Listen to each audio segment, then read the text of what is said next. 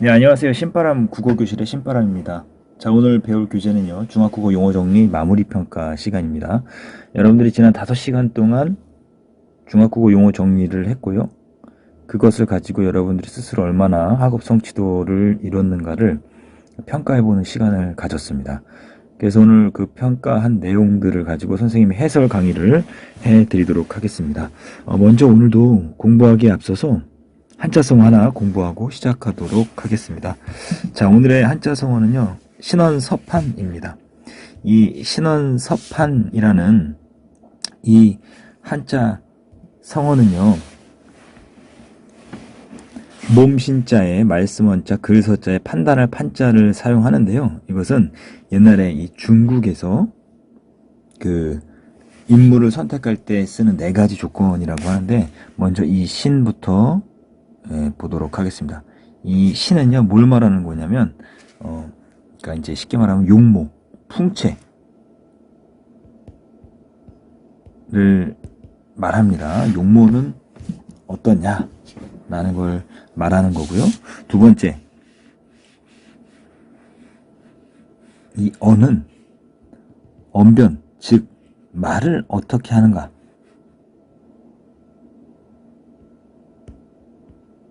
다른 사람에게 어떻게 말하는가, 언변이 어떤가를 따지는 거고요. 세 번째, 서라는 건 뭐냐면 이 글씨체,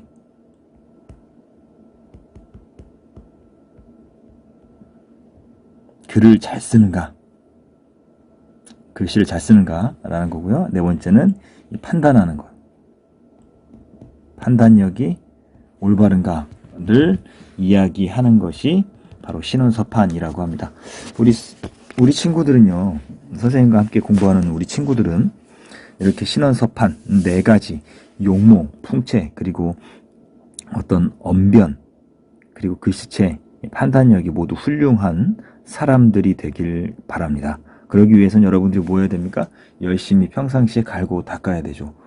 바로 지금 여러분들이 공부하고 있는 이것이 여러분들의 신원서판을 향상시키는 하나의 방법이 될 수 있습니다. 그래서 오늘도 열심히 공부해 주시기를 바라면서 그럼 바로 여러분들의 수업을 시작하도록 하겠습니다. 문제는 지난 시간에 이미 출력해서 여러분들이 풀어보셨으리라 생각이 들고요. 지금부터 바로 문제를 풀어보도록 하겠습니다. 자, 문제를 풀 때는 여러 가지 방법이 있습니다. 그런데 여러분들이 국어 문제 풀 때는 그러니까 시험에 어떤 기술이 있어야 되는데요. 그 기술을 여러분들이 좀 배워보도록 하겠습니다. 먼저 첫 번째는 뭐냐면, 문제를 풀 때는 먼저 국어에서는 문두부터 읽어야 돼요. 이 문두라는 게 뭐냐면요, 국어 시험에는 크게 3가지가 있어요. 그게 뭐냐면, 첫 번째는 지문. 이 네모 안에 들어있는 걸 우리가 지문이라고 하고, 1번 이렇게 나와서 이렇게 나와 있는 거, 요거를 우리가 문제의 머리다 그래서 문두라고 하고, 1번부터 5번까지 뭐가 있냐면 답지가 있죠. 근데 선생님은 여러분들에게 감히 말씀드립니다. 문두, 문제의 머리부터 읽어라. 왜냐하면 이 문두가 바로 우리가 풀어내야 할 문제에서 우리에게 요구하는 바가 드러나는 거예요. 그러니까 이 문두를 제대로 읽고 그 다음에 지문을 읽어야 다시 지문을 읽고 문두를 읽고 다시 지문을 읽는 이런 불필요한 시간 낭비를 하지 않습니다. 첫 번째 문두를 읽고, 두 번째는 정답을 먼저 찾는 것이 아니라, 답지에서 정답을 먼저 찾는 것이 아니라 정답이 아닌 것, 오답을 먼저 찾는 거예요. 왜냐하면 여러분들 정답을 찾을 확률은 5분의 1입니다. 5분의 1이라는 소리는 뭐냐면 20%의 확률밖에 되지 않아요. 하지만 오답인 확률은 몇 %예요? 80%예요. 그러니까 80%를 먼저 찾으면서 정답을 찾아 나가는 훈련을 하시면 좋을 것 같습니다. 그 여러분들이 문제를 풀다 보면 뭐가 있냐면 밑줄 친 부분, 다른 것은, 틀린 것은, 못하는 것은, 아닌 것은, 뭐 이런 것들 항상 동그라미를 쳐서 실수하지 않게, 틀린 거 고르라고 했는데 맞는 거 고르라고 틀린 점 여러분들 경험이 있을 겁니다. 그런 실수를 하지 않게 여러분들이 노력하셔야 되고요. 네 번째는 문제를 풀다가 모르는 문제가 나왔을 때는요, 과감하게 다음 문제로 넘어가십시오. 왜냐하면 이 모르는 문제 붙잡고 늘어지면요, 시간만 흘러가니까 마음은 조급해지고 판단력이 흐려져요. 그래서 이 시험을 볼 때에는 모르는 문제가 나오면 그냥 넘어가고 푸세요. 그리고 다 푼 다음에 다시 앞으로 넘어와서 모르는 문제를 푸시면 됩니다. 여러분들 왜 그런 경험 있잖아요. 어떤 물건을 어디에 둔 기억은 나는데 구체적으로 어디에 뒀는지 기억이 나지 않아서 굉장히 막 끙끙 앓던 때가 있을 겁니다. 그럴 때 생각하려고 하면 생각이 잘 안 나요. 그냥 내버려 두다가 갑자기 머릿속에서 떠오르는 기억이 있을 거예요. 그런 것처럼 여러분들이 모르는 문제는 두고 그냥 아는 문제를 풀다 보면 갑자기 모르는 문제가 떠오를 때가 있어요. 그럴 때 넘어가서 뭐 하면 됩니까? 풀면 돼요. 기억해 두시면 좋을 것 같고요. 다섯 번째는 뭐냐면, 다섯 번째는 여러분들 그 왜 알쏭달쏭한 거 있잖아요. 알쏭달쏭한 문제 중에서는 반드시 그 첫 번째 선택했던 거 있죠. 첫 번째 선택했던 거, 알쏭달쏭한 문제는 첫 번째 선택했던 걸 밀고 나가십시오. 바꾸지 마세요. 정답 바꾸지 말라는 소리, 알쏭달쏭할 때. 왜냐면 확실한 근거가 없을 때에는 여러분들의 첫 번째 판단력, 그 직감을 믿으시면 거의 틀리지 않습니다. 문제를 분명히 그 정답을 바꿔서 틀리는 경우는 많아도요, 바꾸지 않아서 맞는 경우가 훨씬 많아요. 그러니까 그런 부분들을 좀 기억해 두시면 좋겠습니다. 자, 이런 다섯 가지의 큰 줄기들을 가지고 문제를 푸는 방법을 좀 알려드릴 테니까 여러분 잘 배워보시면 좋겠습니다. 자, 1번 문제입니다. 다음 글의 종류로 알맞은 것은. 글의 종류를 묻고 있어요. 글의 종류는 여러분들이 초등학생 때 뭐라고 배웠냐면 이 갈래라는 거죠. 자, 한번 배워보도록 하죠. 소나무의 꽃은 비록 화려하지는 않으나 라고 말하면서 소나무의 꽃에 대해서 지금 이야기를 하고 있어요. 이게 뭐냐면 이제 화제가 되는 거죠. 소재가 되는 거예요. 자, 정교한 모양을 지녔다. 수꽃과 암꽃이 따로 떨어져서 붙되 수꽃은 세 가지의 아랫부분에 촘촘히 붙어서 가지를 삥 둘러싸고, 암꽃은 뭐 수꽃에 대해 설명하고 있고 암꽃에 대해서 설명하고 있네요. 수꽃은 암꽃은 세 가지 끝에 한두 개만 외로이 붙는다. 수꽃이나 암꽃은 수많은 기와처럼 겹쳐놓은 듯이 길쭉한 모양을 이루는데 이 길쭉한 꽃의 뭉치를 각각 수화수와 암화수라고 한다. 성숙한 수화수의 빛깔은 노랗지만 암화수는 자주 빛을 띈다 라고 말하면서 소나무의 꽃을 수꽃과 암꽃으로 나눠서 분류해서 자세히 뭐하고 있습니까? 풀어내고 있죠. 그럼 여러분들 이것은 일단 문학입니까? 비문학입니까? 문학은 아니에요. 그 문학은 뭐냐면 수필, 소설, 기행문, 요거 문학이죠? 정답이 아닌 거, 수필, 소설, 기행문 아니에요.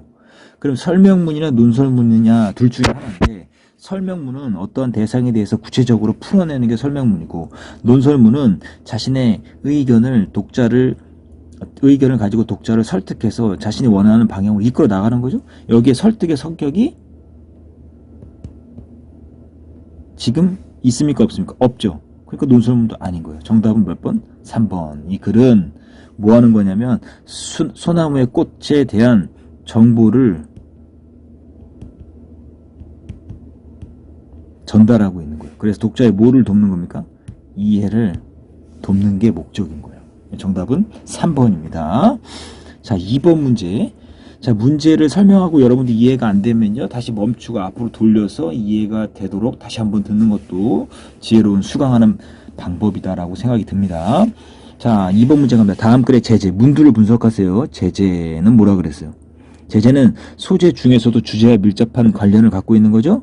이거 네 글자로 중심 소재다라고 했어요.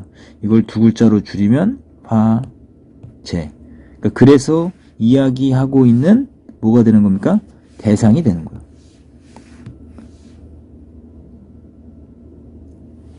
그러니까 여기서 이야기하고 있는, 서술하고 있는 것에 대해서 초점, 뭐에 대해서 이야기하고 있는가를 찾으면 돼요. 자, 한번 읽어볼게요. 어린 오누이가 15리쯤 걸어가서 미루나무들이 하늘을 향해 가지를 쭉쭉 뻗고 서 있는 동구 앞을 지나 산자락 밑에 엎드려 있는 어느 초가에 들어서면 외할머니와 외할아버지가 우리 강아지들 왔구나 하고 반색하며 맞는 집. 아니면 50리쯤 내려가서 어미소와 새끼소가 풀을 뜯어먹고 있는 냇가 둑길에 가다가 원두막이 있는 참외밭을 지나 들 가운데 있는 동네 한 집을 찾아들면 외할아버지는 물론 외삼촌과 이모가 반색을 하며 맞는 집이 뭐다? 외가이다. 그러니까 집 이야기하고 그 집이 뭐라고요? 외가이다 라고 다 초점을 맞추고 있죠. 근데 이것은 뭐예요? 정답은 서술에 초점이 되고 있는 외가가 되겠죠.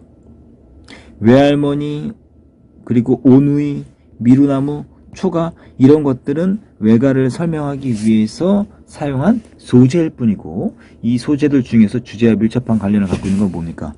초가집이며 외할아버지, 외할머니, 외삼촌, 이모가 있고 오누이가 가는 곳이고 미루나무가 있는 곳, 그곳이 바로 뭐냐? 외가다 라는 걸 우리가 알 수가 있습니다. 정답은 2번 중심 소재는 외가다 라는 것을 알 수가 있습니다. 3번 주제를 3어절로 쓰라. 3어절이라고 했습니다. 3어절은 뭐냐면 띄어쓰기를 2번 했고 뭉치가 3뭉치, 한 뭉치, 두 뭉치, 세 뭉치 이렇게 있는 걸 말하는 거예요. 여러분들 주제는 뭐라 그랬죠? 글쓴이가 말하고자 하는 바.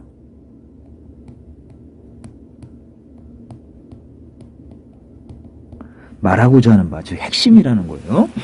자, 가정의 행복은 인생의 가장 큰 목표라고 한다. 가정의 소중함을 알고 그 구성원들이 서로 도우며 사랑이 깃들인 대화를 나누고 예절을 지켜가며 생활할 때 건강한 가정이 이룩되고 우리는 인생 최대의 행복을 얻게 되는 것이다.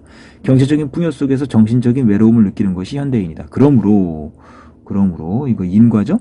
따뜻하고 사랑이 가득한 가정 안에서 인격을 닦고 삶의 의미와 행복을 발견할 수 있도록 건강한 가정을 만들어야 한다. 이러한 가정이 모일 때 행복한 사회가 이루어지고 사랑과 평화가 가득한 세계가 될 것이다. 어떠한 가정이 모일 때? 건강한 가정이 모일 때. 그러니까 지금 핵심은 뭐예요? 이 지금 뭐 주장하고 있어요? 어떤 주장? 건강한 가정을 만들어야 한다라고 했습니다. 주제를 3어절로 찾아 쓰라 이런 문제가 나왔을 때 여러분들이 기억해 두어야 되는 건 이 주제를 새로 만들어내는 게 아니라 이 보기 안에서, 글 안에서, 지문 안에서 여러분들이 찾아서 그것을 조건에 맞게 3어절로 쓰시면 되는 거예요. 그럼 자, 우리 찾았어요. 뭐가요? 핵심이 찾았어요. 핵심은 뭐냐면 건강한 가정을 만들어야 한다라는 거예요. 그럼 이것을 3어절로 줄이면 건강한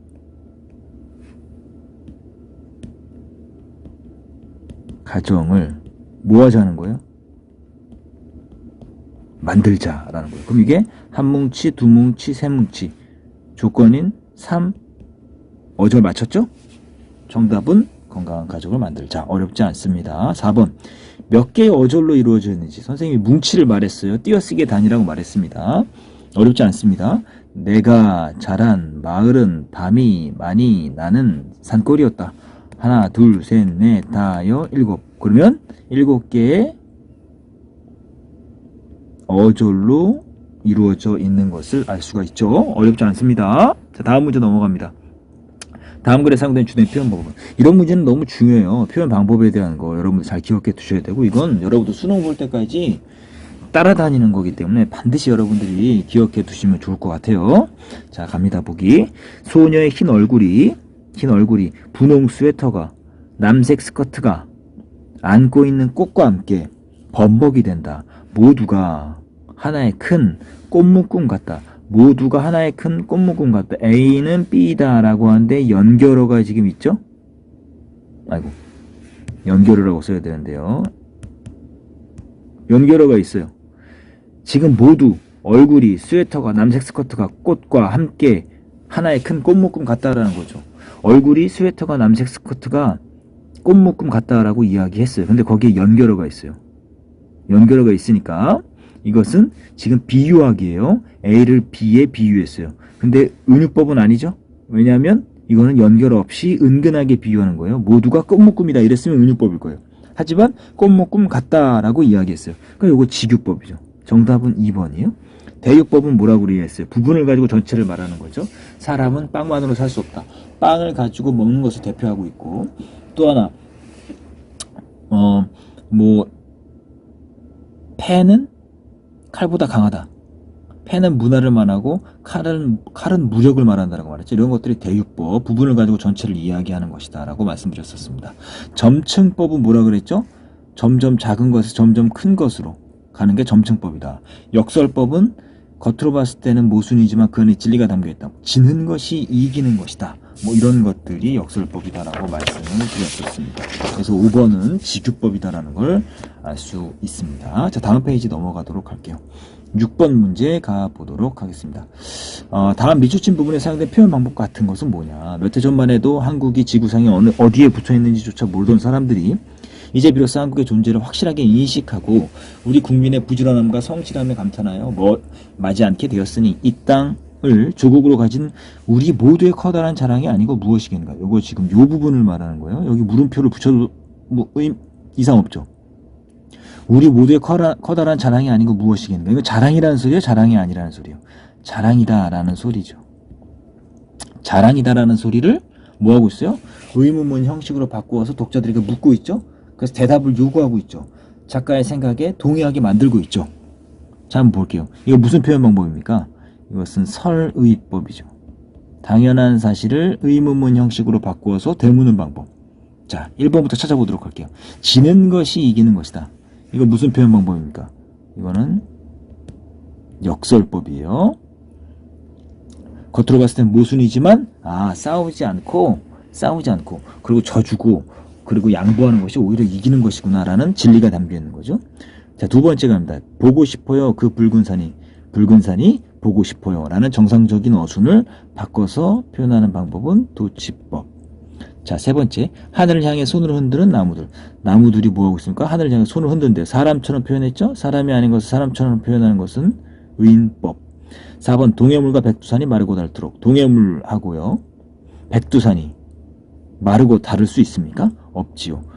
과장하여 표현하고 있기 때문에 과장법. 정답은 5번입니다. 젊은 나의 앞날에 어려울 것이 무엇인가. 어렵게 있다 없다? 없다. 이것이 바로 설의법이다라는 거 여러분들이 기억해 두시면 좋겠습니다. 자, 7번 가보도록 할게요. 다음 글을 읽고 은유법, 의인법, 지규법이 사용된 부분을 찾아 쓰시오.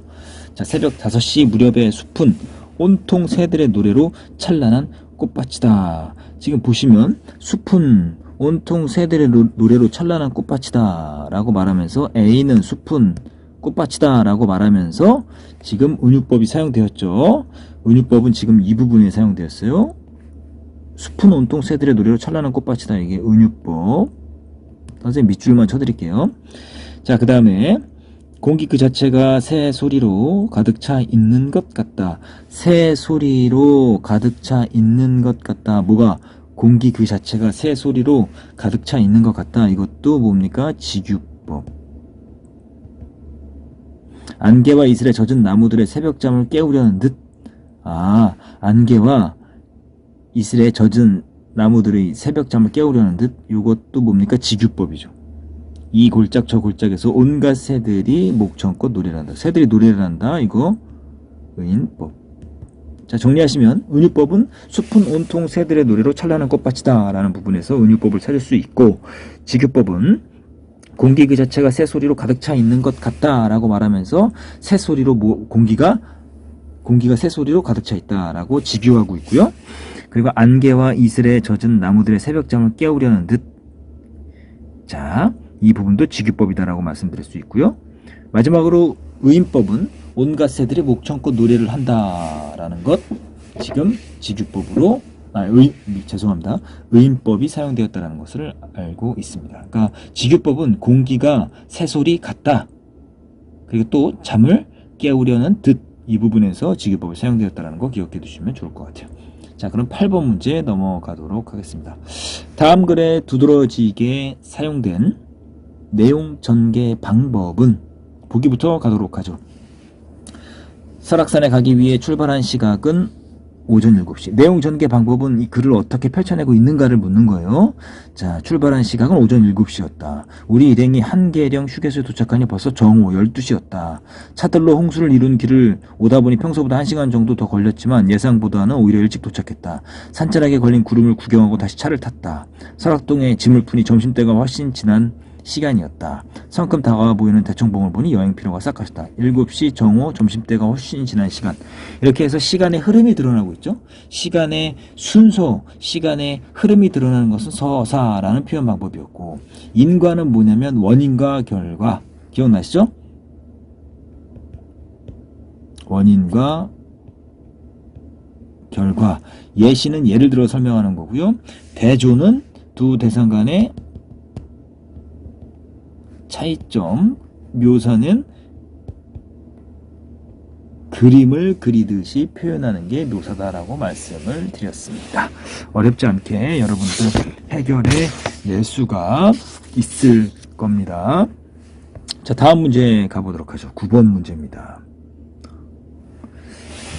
자, 다음 글에 대한 내용 전개 방법을 잘못 말한 것은, 자, 음력으로 5월 5일은 단오이다. 단오의 단은 처음이요, 오는 다섯을 뜻하는 글자로서 단오는 첫째 번 5일이라는 뜻이다. A는 B이다 라는 거 맞죠? 단오는 A는 첫 번째 5일이다. B 정의 맞습니다. 2번 갑니다. 석탄 에너지는 그 열을 직접 이용하는 수가 많다. 가정에서 방을 데우기 위해 연탄을 떼는 방식은 바로 석탄의 열을 직접 이용하는 것이다 라고 말하면서, 가정에서 방을 데우기 위해 연탄을 떼는 방식, 요게 바로 예를 들어서 설명하고 있죠. 요거 예시 맞습니다. 2번 해송, 바닷가에 자라는 소나무는 일반 소나무가 자라는 것보다 좀 더 따뜻한 곳에서 산다. 일반 소나무가 정월의 평균 기온이 영하 20도인 곳에서도 꿋꿋하게 자라는데 비해 해송은 정월의 평균 기온이 영하 3, 4도만 되어도 자라기 힘든 나무이다. 일반 소나무는 영하 20도에서도 잘 자라지만 해송은 3, 4도만 되어도 자라기 힘들다. 대조 차이점 맞죠? 3번 맞고, 4번 시는 내용이나 형식을 기준으로 하여 나눌 수 있는데, 서정시, 서사시, 극시로 구분하는 것은 내용을 기준으로 한 것이고, 자유시, 정형시로 구분하는 것은 형식을 기준으로 한 것이다. 일정한 기준을 두고 나누는 것을 뭐냐면 분류라고 하니까 맞습니다. 자, 5번 가볼게요. 민통선 북방 양주군 해안면에 위치한 해안 분지에서 북서쪽으로 가칠봉을 비롯해서 서쪽으로는 대우산, 남서쪽으로는 도솔산, 남쪽으로 대암산 등 해발 1000m 이상의 높은 봉우리들이 병풍처럼 둘러서 있다라고 말하는 거는, 지금 병풍처럼 둘러서 있다라고 말하고 있잖아요. 이거 과정이 아니죠. 과정은 절차나 순서를 나타내는 건데요. 가칠봉, 그리고 대우산, 도솔산, 모처럼 병풍처럼 남쪽으로는 북서쪽으로는 가칠봉, 서쪽으로는 대우산, 남서쪽으로는 도솔산, 남쪽으로는 대암산, 병풍처럼 둘러서 있다. 지금 어떻게 내용을 전개하고 있습니까? 묘사하고 있죠. 묘사. 열거하면서 묘사하고 있어요. 그림을 그리듯이 표현하고 있는 거예요. 그래서 과정이 아니라 묘사의 전개 방법을 사용하고 있다는 거 여러분들 기억해 두시면서 5번이 틀렸다는 거 알 수가 있습니다. 자, 다음 10번 넘어가도록 하죠. 다음 글의 괄호에 들어갈 알맞은 접속어를 써보자. 그럼 앞에 문장과 뒤에 문장이 어떠한 관계가 있는가를 알면 여러분들 이거 쉽게 쓸 수 있습니다. 공룡은 공포의 도마뱀이라는 뜻으로 거북이나 뱀, 도마뱀처럼 비늘 모양이나 가죽 모양의 피부를 가졌고 폐를 갖추었으며 딱딱한 알에서 태어난다. 대형 파충류가 모두 공룡은 아니다. 대형 파충류라고 해서 공룡은 아니다라는 거죠. 그러니까 앞에 내용하고 뒤에 내용이 무슨 관계예요? 역접 관계를 갖고 있어요. 역접 관계를 갖고 있으니까 어떤 접속어를 사용하면 됩니까? 하지만, 혹은 그러나, 이런 것들을 사용하면 되겠습니다. 11번 다음 문장의 종류가 바르게 된 것은, 이 그림은 누가 그렸니? 감탄문이 아니죠? 이거는 뭡니까? 의문문이죠. 두 번째, 오늘 오후에 수영하러 가자, 같이 뭐뭐 하자 라고 부탁하는 거니까 청유문이 되겠습니다. 명령문 아니에요? 이곳에 쓰레기를 버리지 마시오. 이거는 부탁하는 게 아니죠. 명령하는 거죠. 이게 명령문. 말은 말하는 사람의 생각을 담고 있다. 그러니까 평서문이죠. 우리가 보통 쓰는 문장 형태입니다. 아, 이 나무는 둥치가 열 아르면 되겠네. 느낌표가 나왔네요. 자신의 감정이나 느낌을 나타내는 것이기 때문에 의문문이 아니라 이것은 감탄문. 여러분들 이렇게 기억해 두시면 좋을 것 같습니다. 자, 이제 얼마 남지 않았어요. 자, 12번 가보도록 하겠습니다. 다음 내주신 접속어가 앞에 내용을 요약하는 거라. 요약이라고 했어요. 요약은 뭐라 그랬냐면 요컨대 혹은 정리하면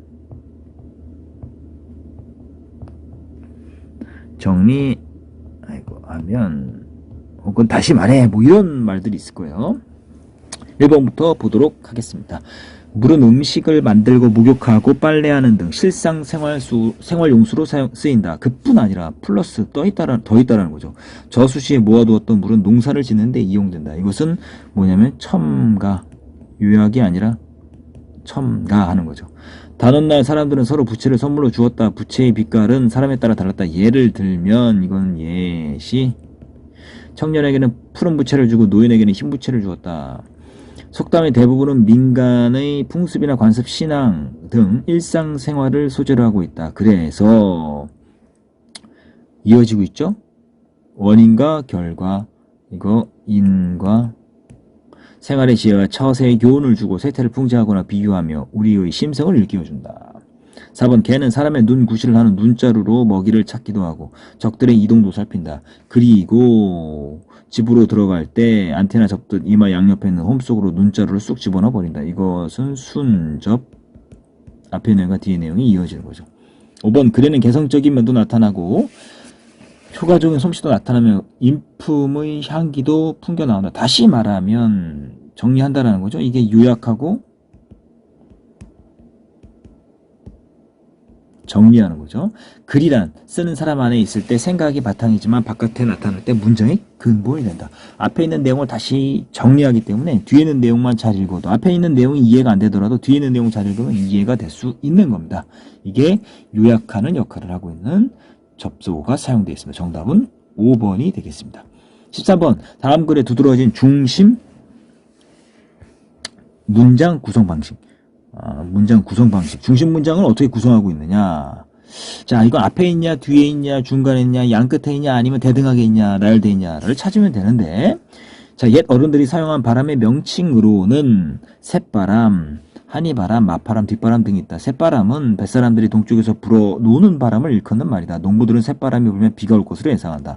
한이바람은 서쪽에서 불어오는 바람이다. 한이와 강바람이 불어온다는 시구가 있는데 이것은 한이바람이 불어오는 강에서 읊었는지도 모른다.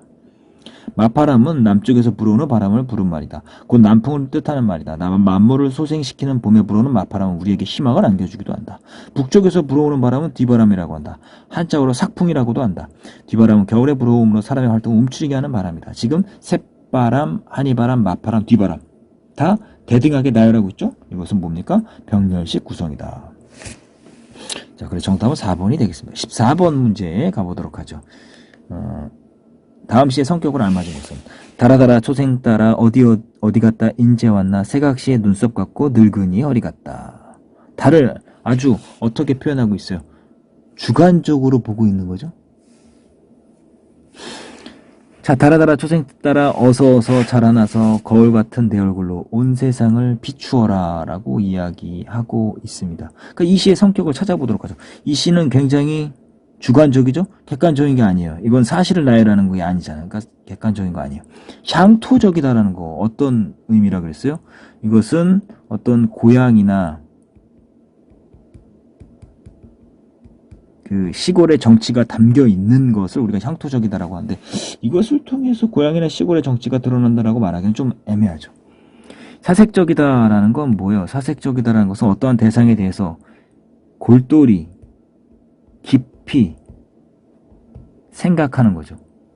이건 굳이 뭐 깊이 생각한다라고 말하기가 좀 어렵습니다. 주지적, 무엇을 중심으로 본다? 지성을 중시하는 거죠.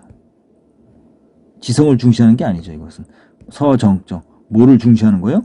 정서를 중시하고 있어요. 개인의 정서를 중시하고 있잖아요. 달을 뭐라고 이야기했습니까? 눈썹 같고 늙은이의 허리 같고 초생달을 그렇게 이야기했고요. 초생달을 뭐라 그랬어요? 거울 같은 내 얼굴로 온 세상을 비추어라. 빨리빨리 자라라. 이렇게 개인의 감정을 중시하고 있기 때문에 이것은 서정적이다라고 말씀드릴 수가 있습니다. 서정적이라는 거 정말 중요하니까 여러분들 꼭 기억해 두세요. 개인의 정서를 이야기하는 것이다. 그러니까 이 서정은 주지하고 뭐가 되는 거예요? 반대가 되는 거예요. 자, 15번.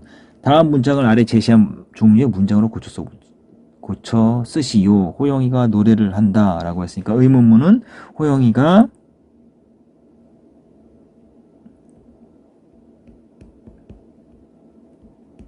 노래를 하니 뭐 이렇게 쓸 수 있겠죠. 간타문 호영이가 노래를 하는구나. 느낌표. 명령문 호영아 노래해라 이렇게 말할 수 있겠죠. 그리고 청유문은 호영아 같이 뭐 하자라는 거잖아요. 그죠? 호영아 노래하자 이렇게 하면 되겠네요. 어렵지 않습니다. 자, 마지막 문제입니다. 끝까지 최선을 다했어요. 다음 밑줄친 단어의 갈래를 잘못 말한 것은 이 잘못 말한 거. 이 나무의 뿌리는 이제 품사를 묻는 거예요. 이 나무는 뿌리가 깊다. 명사 나무 맞죠?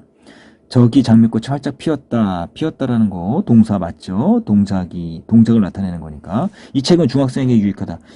책을 지금 꾸며주고 있으니까 책은 명사죠? 이거 체언이잖아요. 체언을 꾸며주는 관용사 맞습니다. 일찍 일어나다라는 용언을 꾸며주는 뭡니까? 부사 맞지요? 자, 나는 동생과 함께 철수를 만날 예정이다. 이 예정이라는 것은 뭡니까? 형용사가 아니라 뭐요? 명사잖아요. 그래서 5번이 틀렸습니다. 자, 여러분 이렇게 해서 오늘 여러분들 중학국어 용어 정리 마무리평가 마무리했습니다. 여러분들 배운 이 부분 정말 중요한 거예요. 기초 체력과 국어와 관련된 기초 체력입니다. 쉽게 말하면. 이것을 여러분들 잘 정리해 두시고 여러분들이 틀린 문제가 있다면 다시 한번 복습하시면 좋겠습니다. 다음 시간부터는 우리 교과서 금성 교과서 들어갈 거예요. 여러분들 이 금성 교과서 여러분들 준비해서 수업 시간에 여러분들이 함께 가지고 오면 좋겠습니다. 자, 오늘도 열심히 공부해 주셔서 감사합니다. 그럼 다음 시간에 다시 만나요. 소년이요 야망을 가져라.